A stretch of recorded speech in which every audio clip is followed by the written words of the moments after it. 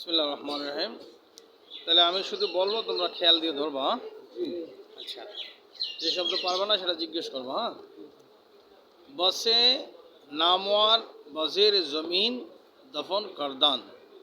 বসে নামওয়ার, বসে মানে বহুত, নামওয়ার মানে কি নামি দামি ব্যক্তি। বজের জমিন, জমিনের নিচে দাফন করদান, দাফনকৃত হয়েছে। দাফন করদান মানে দাফন করদান 10 লোকজন তাকে দাফন করে দিয়েছে।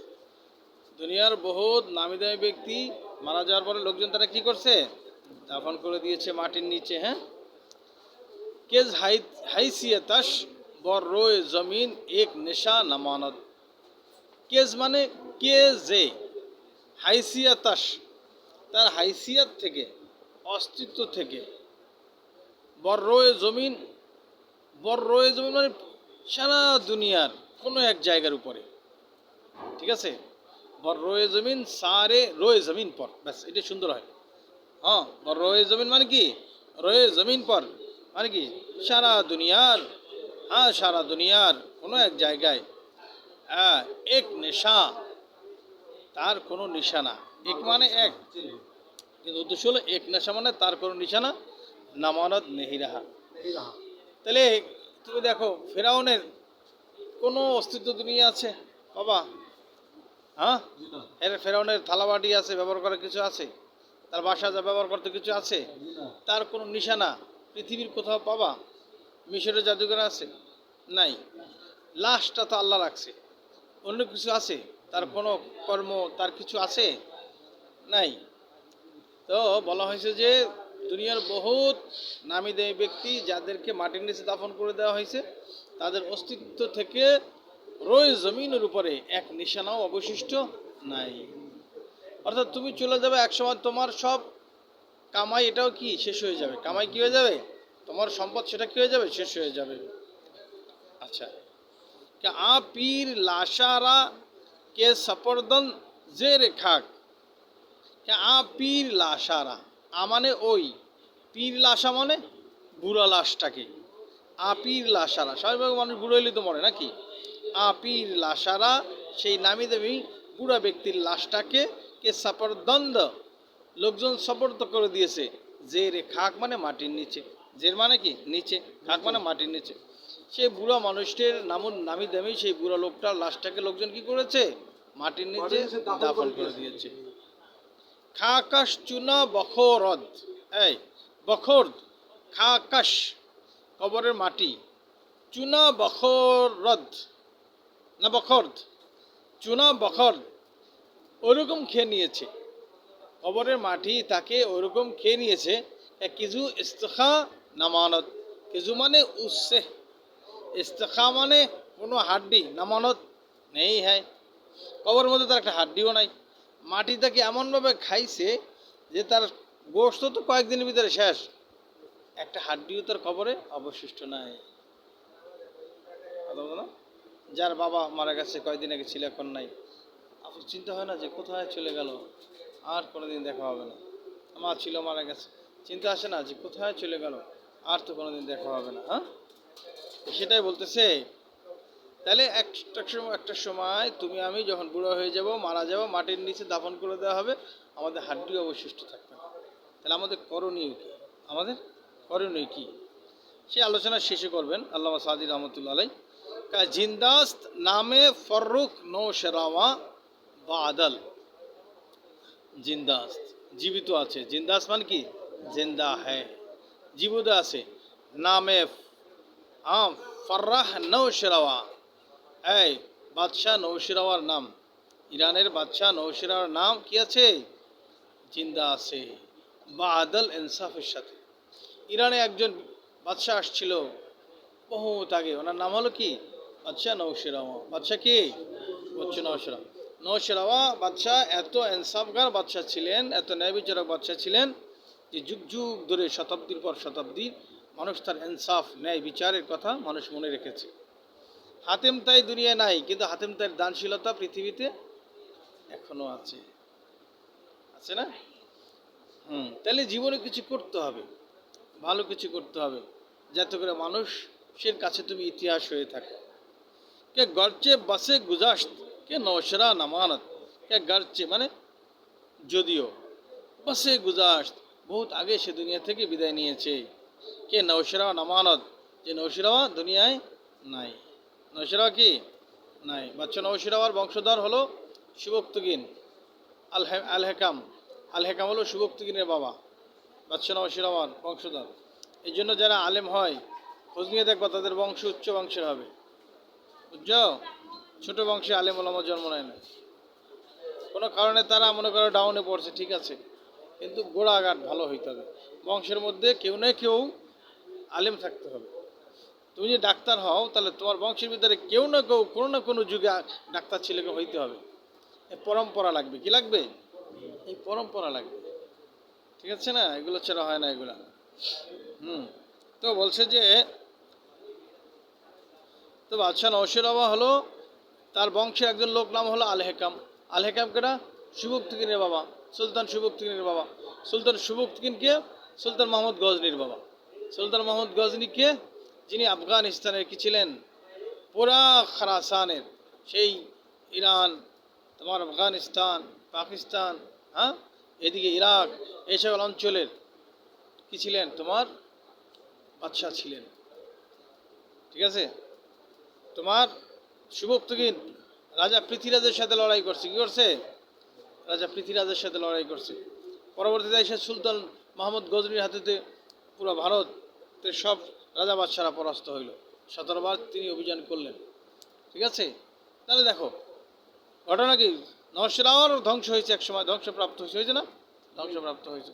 হওয়ার পর তার বংশের একটা ছেলে আল হেকাম, তারা সে যাযাবর হয়ে গেছিল। যাযাবর বোঝো? যারা মরুভূমিতে তাঁবু খাটিয়ে বসবাস করে। আজকে যারা লেবানন থেকে, সে তোমার তোমার ওই যে কোথায় ফিলিস্তিন থেকে যারা ঘরবাড়ি যাদের ভেঙে গেছে, হ্যাঁ, তারা এখন দেখা যায় পৃথিবীর কোনো না কোনো জায়গায় তাঁবু টানিয়ে বসবাস করে নাকি, এরা সব যাযাবর হয়ে গেছে। কি হয়েছে? যাযাবর, যেটাকে তোমরা রিফিউজি বলো। কি বলো? রিফিউজি। আর বাংলা একটা শব্দ আছে তোমার, ওটাকে কী বলা হয়, তোমার এক দেশ থেকে আরেক দেশে আশ্রয় গ্রহণ করে, তাদের কী বলা হয়? তো রোহিঙ্গা কেন? রোহিঙ্গা তো একটা অঞ্চলের মানুষের, একটা অঞ্চলের মানুষকে রোহিঙ্গা বলা হয়। রোহিঙ্গা একটা দেশের নাম, বুঝো না? রাখাইনের অধিবাসীদেরকে রোহিঙ্গা বলা হয়, যেমন বাংলাদেশের অধিবাসীকে বাঙালি বলা হয়, পাকিস্তান অধিবাসীকে পাকিস্তানি বলা হয়, ইন্ডিয়ার অধিবাসীদেরকে হিন্দুস্তানি বলা হয়, ঠিক আছে? তো এই বাদশাহ নওশিরাও কত বড় মাপের ব্যক্তি ছিল, বুঝছো তো?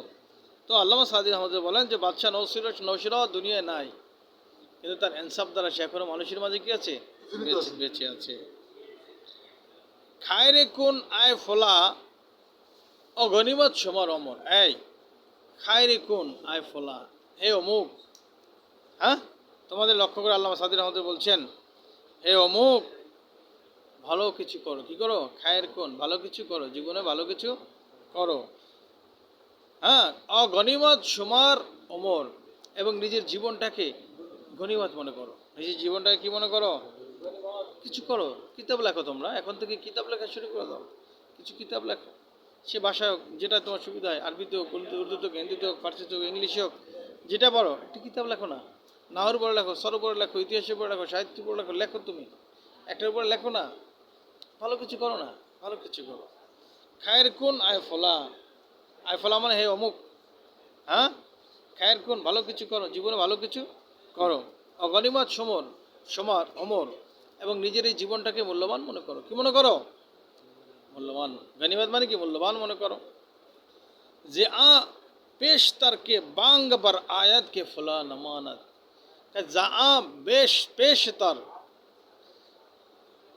ওই সময় আসার আগে, যে মানে পেশতর, ওই সামনের ওই সময় আসার আগে, কে বাং বার আয়াত, যখন আওয়াজ উঠবে, বাং মানে কি আওয়াজ, বার আয়াত মানে উঠবে, আওয়াজ উঠবে, কে ফোলা নামানত, অমুকে আর নাই, অমুকে আর নাই, আবিদার কি নাই, চারিয়ার নাই, যারা যারা আসো নাই। এই আওয়াজ ওঠার আগে কিছু একটা করে যাও না ভাই। তোমাদের দাওরার ছাত্র বা ইলিয়াস মারা গেছে, ইলিয়াস মারা গেছে, ইলিয়াসের যদি একটা লিখিত কিতাব থাকতো সেটা তোমরা পড়তা। তাহলে এখানে শিক্ষাটা তোমরা বুঝছো না? সেটা একটু একবার বলে দিই। বসে नामवर वज़ीर ज़मीन दफन करदान की हैसियतश बरोए ज़मीन एक निशान मानत आ पीर लाशारा के सफरदंद जेर खाक खाकश चुना बखोरत के जू इस्तखा न मानत जिंदास्त नाम फर्रह नौश रवा बादल गर्च बसे गुजश्त के नौश रवा न मानद खैर कून फुला अगनिमात शुमार रमर जे आपेश तर के बांग बर आयद के फुला नामा नमानद। এটা আল্লামা কবি ইকবালের লেখা কবিতার ওইরকম একটা সুর, ওইরকম শিকোয়া যাবে শেখার মতো এরকম সুর দেবা। মালিক জাদারা শনিদম কে কোতাহ বোধ, খুব সুন্দর একটা সবক। মালিক জাদারা শনিদম কে কোতা বোধ। এই আল্লামা সাদি রহমতুল্লাহ বলেন মালিক জাদা বোঝো? যুবরাজ। এই মালিক মানে কি? বাদশাহ, রাজ। মালিক মানে কি? রাজ। আর জাদা মানে তার জন্ম, রাজের জন্ম, বাদশার জন্ম, যেটা কি বলা হয়? যুবরাজ। মালিক জাদারা একজন যুবরাজের ব্যাপারে সানিদাম শুনলাম কি কোতাবোধ, সে খাট্ট ছিল। কি ছিল? খাট্ট ছিল।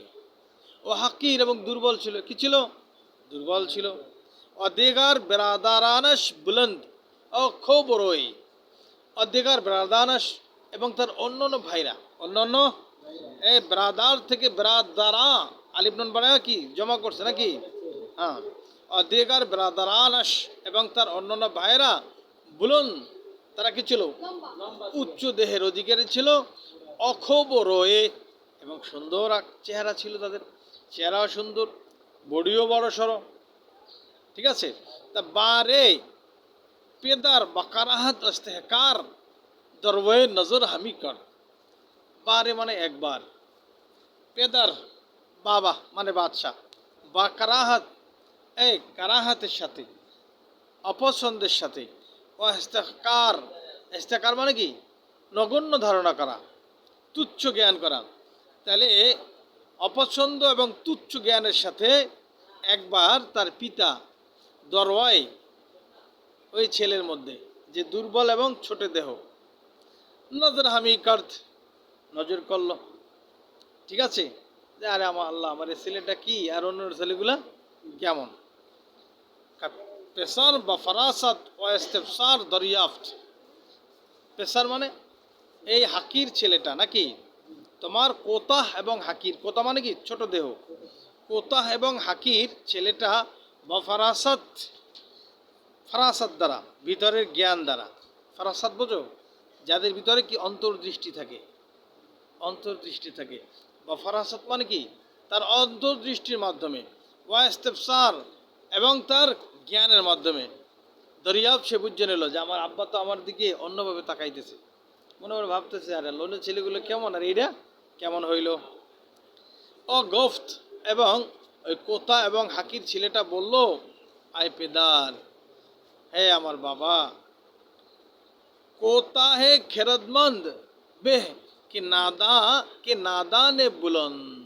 বাপরে জবাব দিল যে আব্বা আপনি আমার দিকে অপছন্দের দিকে তাকাইতেছেন, তবে মশলা শোনেন। মশলা হলো কোতা হে খেরদমন্দ, ছোট্ট দেহ ওয়ালা ব্যক্তি যে জ্ঞানী হবে। তাহলে ছোট্ট দেহ বিশিষ্ট জ্ঞানী ব্যক্তি বেহ, সে হলো উত্তম। কে নাদানে বুলন্দ, তোমার মূর্খ লম্বা মানুষদের চাইতে। অর্থাৎ আমি সাইজে ছোট হইতে পারি কিন্তু জ্ঞানী, আর আপনার ওই পোলাগুলো সাইজে বড় হইতে পারে কিন্তু সব বেকুফ, নাদান। এগুলো কি? নাদান। হ্যাঁ। হারছে বকামাতে কাহতার বেহ कीमते, हाँ बेहतर। हरचे बकामत कहतर बेह कीमत बेहतर। हरचे बकामत कहतर। এখানে বলছে কি ऐसा नहीं है जो चीज़ कद में बड़ी हो कीमत में भी बेहतर हो। ना हरचे बकामत कहतर, কায় না মানে না, হারছে বাকামত কেহতার মানে যেটা সাইজে বড় হবে সেটা ঠিক আছে, বকিমত বেহতার, কিমতও সেটা দামি হবে এমন কোনো নিয়ম নাই।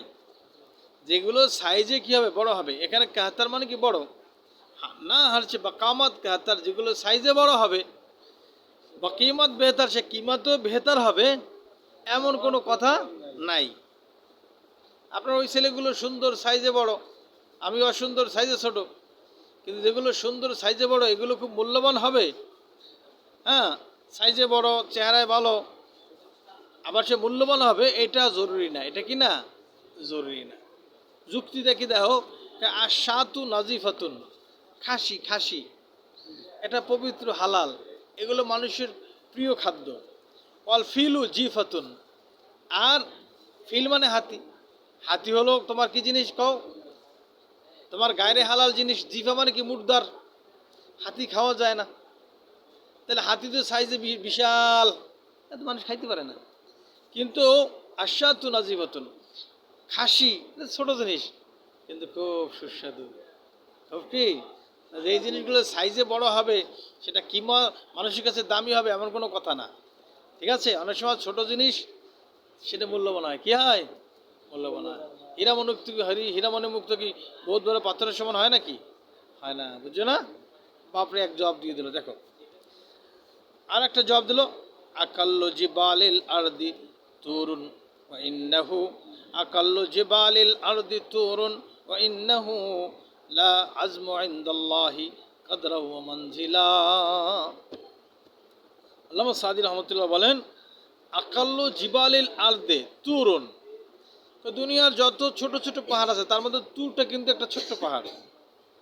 দুনিয়ার যতগুলো পাহাড় আছে তার মধ্যে কি তুর একটা। ওয়া ইন্নাহু, কিন্তু, কিন্তু লাআযামু ইনদাল্লাহ, তুর পাহাড় কিন্তু আল্লাহর কাছে অনেক বড়, কাদারান মর্যাদায়। তুর পাহাড় আল্লাহর কাছে মর্যাদায় কি অনেক বড়, মানজিলান কাদরানা মানজিলান, অর্থ কি মর্যাদায়।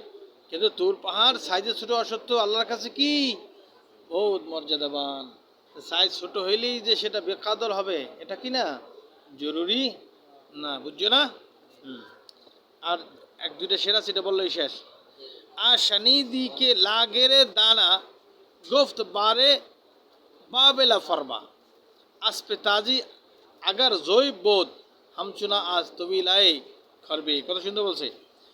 हाँ কি লাগছে, वो सुना तूने एक दुबले अक्लमंद ने एक मर्तबा एक मोटे बेवकूफ़ से कहा कि अरबी घोड़ा चाहे कितना ही दुबला और कमज़ोर क्यों ना हो जाए फिर भी गद्दू की जमात से बेहतर है। कि सुंदर कथा देखो। आशानीदी, এটা তোমরা শুনেছো, কে লাগের দানা, লাগের মানে কি একজন জ্ঞান দূর, তোমার তোমার কি দুর্বল জ্ঞানী ব্যক্তি। লাগের দানা মানে কি, এই যারা জ্ঞানী মানুষ তারা কি বেশি খায় নাকি, সকালবেলা এক পিস রুটি খায় বড় জোর দুইটা, রাত্রিরে এক পিস রুটি খায় বড় জোর দুইটা, দুপুরবেলা ভাত খায় হাফ প্লেট বা বড় জোর ফুল প্লেট। এগুলো শরীর তো বড় হয় না, বড় হয় কিন্তু শরীরে রোগ ব্যাধি থাকে না। আর একটা গরুর মতো সকালে খায়, দুপুরে খায়, রাত্রি খায়, 8 দিন খায়, কয়েকদিন পরে কত রোগ হয় জানো, বহুত।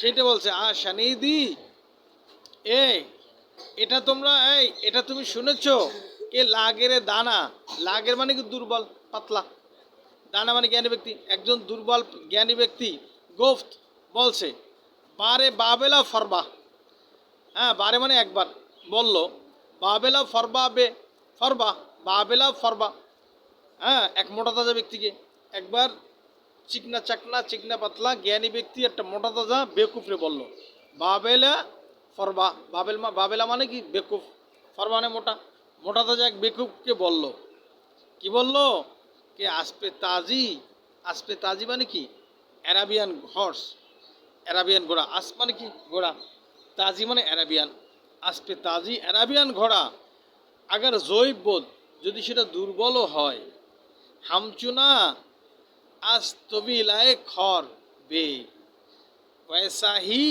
আস্তবিলায় খর কদ্দু কি জামাত সে বে বেহতর है।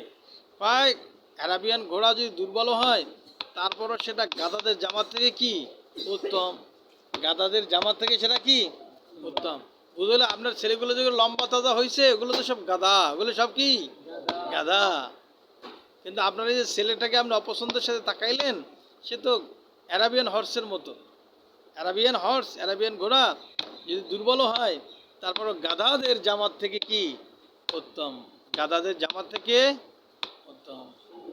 যে কথাগুলো বলা হলো, আল্লাহ আমাদের সবাইকে আমল করার তৌফিক দান করেন।